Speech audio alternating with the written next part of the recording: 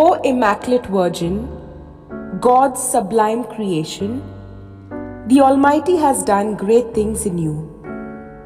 As He gathered all waters in the sea at the time of creation, He has enriched you with His richness of grace and beauty. O renowned fame of the human race, supreme beauty of the earth, holy temple of God, garden of the blessed Trinity, we praise you. We pray to you, dear Mother of Health, to intercede for the Church, for the Holy Father, and all men of good will.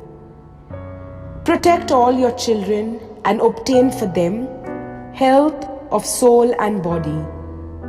Holy Mother, save the youth from the danger of falling into the darkness of sin and guide them along the path of purity.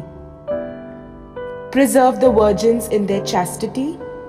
Protect the bond of love in every family.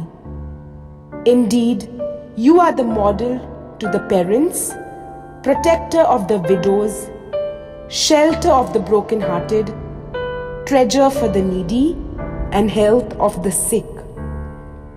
We beg you to obtain for us the grace and love of God, so that we may remain faithful children of God.